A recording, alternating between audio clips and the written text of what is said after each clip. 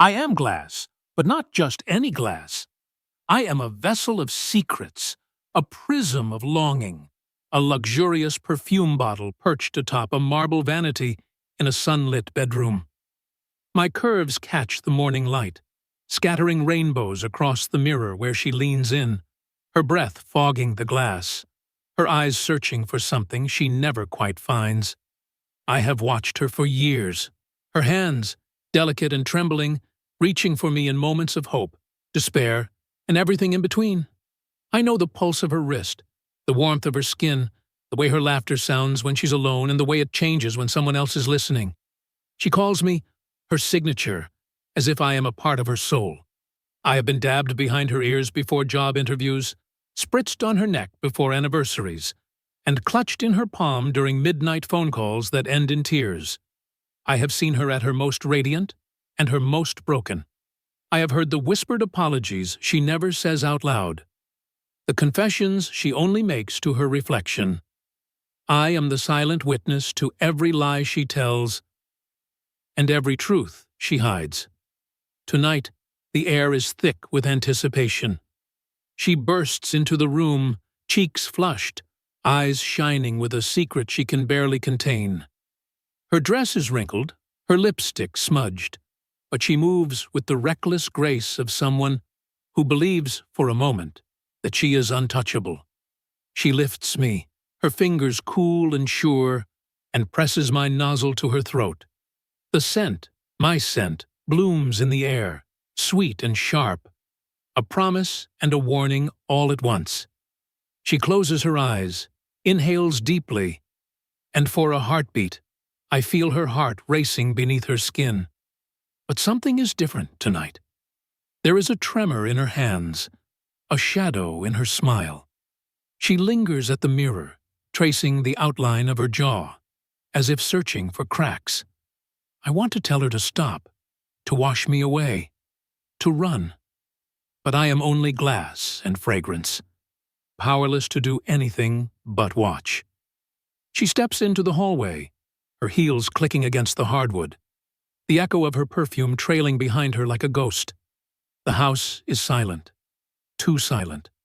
I hear the front door creak open, the low murmur of voices, one familiar, one foreign. Then, footsteps, heavy, deliberate. The air shifts, charged with something electric and dangerous. He is waiting for her, her husband. I have seen him before, his eyes hard and searching, his jaw clenched tight enough to crack. He stands in the living room, a note in his hand. I recognize the paper, the ink, but most of all, I recognize the scent. My scent. It clings to the note like a fingerprint, undeniable and damning. She freezes. For a moment, the world holds its breath.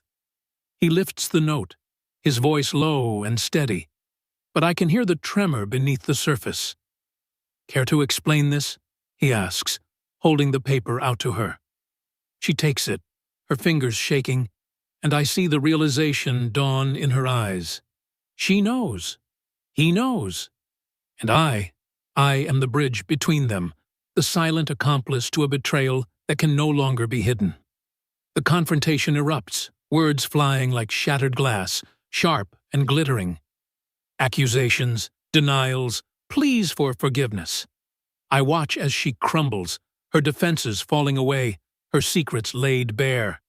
He paces the room, the note still clutched in his fist, the scent of me thick in the air, impossible to ignore. I want to disappear, to shatter into 1,000 pieces, to escape the weight of what I have become. But I cannot.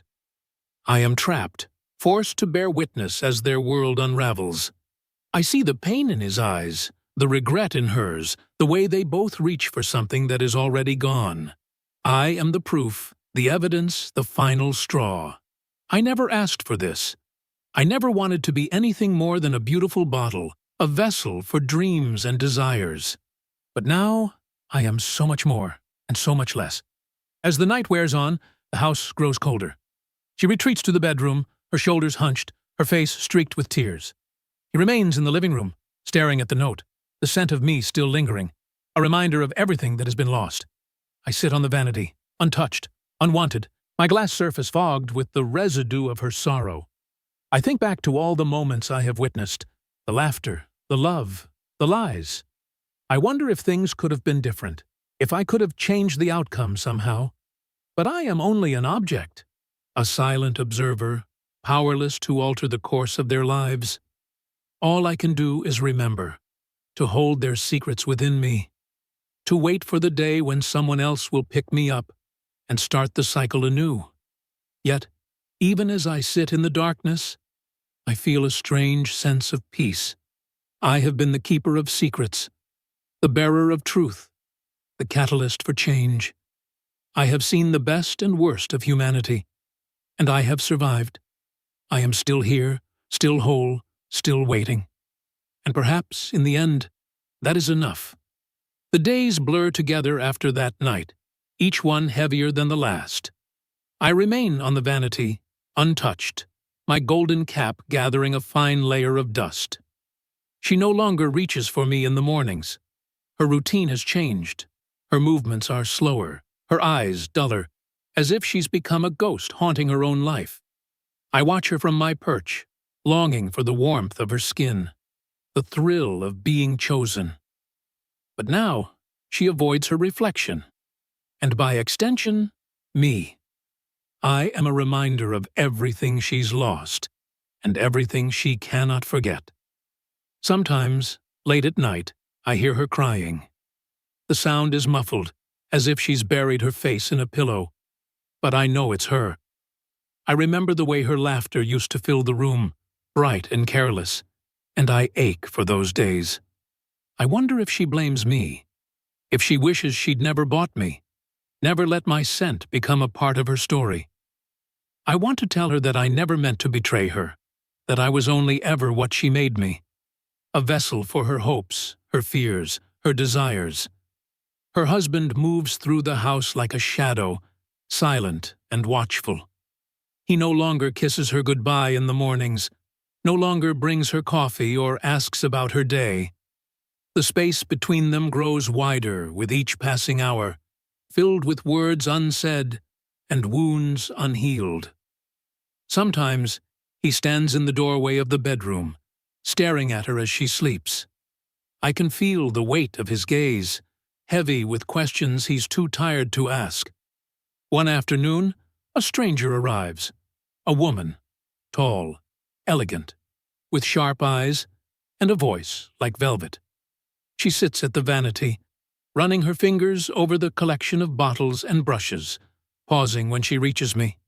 She lifts me, turning me over in her hands, studying the label, the curve of my glass.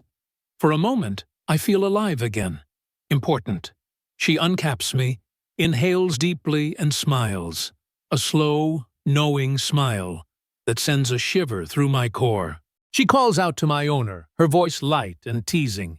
"This is lovely! Is it new?" My owner hesitates, then shakes her head, her eyes flickering with something like fear. The woman laughs, sets me down, and begins to talk about other things, trivial things, safe things. But I can sense the tension in the air, the way my owner's hands tremble as she tidies the vanity, the way her husband lingers in the hallway, listening. That night, after the guest has gone, my owner sits at the vanity, staring at her reflection. She picks me up, holds me close, and for the first time in days, she speaks. "Why did I ever think I could keep secrets?" she whispers, her voice raw. She uncaps me, but instead of spraying, she just breathes me in, eyes closed, as if searching for a memory she's lost. I want to comfort her, to remind her of the nights when my scent made her feel invincible, but I am only a bottle, and my silence is all I have to offer. The next morning, her husband is gone. His side of the closet is empty, his shoes missing from the rack. She stands in the doorway, clutching me to her chest, her face pale and drawn. She doesn't cry. She doesn't scream. She just stands there, as if waiting for something, an answer, a sign, a way to begin again. I realize then that I am not just a witness, not just an accomplice. I am a relic, a reminder of a life that no longer exists. My scent lingers in the air, a ghost of what once was, and I wonder what will become of me now. Will I be thrown away, forgotten, replaced by something new? Or will I remain here, gathering dust, a silent testament to love and loss and the secrets we carry with us, even when we think we've left them behind? But as the sun rises and the house fills with light, I feel a strange sense of hope. Maybe, just maybe, there is a future for both of us. A future where secrets are no longer burdens, but lessons. Where the past is not a prison, but a path to something better. I am only a bottle, yes, but I have seen the truth. And I know that even the smallest things can change everything. The days pass, and the house grows quieter, emptier. Sunlight still spills across the vanity each morning, but now it feels colder, as if the warmth has been drained from the walls. She moves through the rooms with a new kind of grace. Slower, yes, but steadier, as if she's learning to breathe again in a world that's been rearranged. Sometimes she pauses by the vanity, her fingers brushing my glass, and I sense a softness in her touch that wasn't there before. Not longing, not regret, something gentler, like forgiveness. One evening, she sits before the mirror, hair loose around her shoulders, eyes clear and unafraid. She picks me up, turning me in her hands, and for a moment I catch a glimpse of the woman she used to be. The laughter, the hope, the wild, impossible dreams. She smiles, just a little, and finally spritzes me onto her wrist. The scent rises, familiar and new all at once, swirling through the air like a promise. She stands, shoulders back, and walks out of the room, not to chase the past, not to hide from the truth, but to step into whatever comes next. I remain on the vanity, lighter somehow, as if a burden has been lifted from my glass heart. I am still a vessel of secrets, still a witness to the lives that passed before me, but now I understand. Even the smallest things can hold the weight of forgiveness, and even a bottle of perfume can be part of someone's new beginning. And so I wait, sunlight glinting off my curves, ready for the next story, the next secret, the next chance to remind someone that even after everything shatters, something beautiful can remain.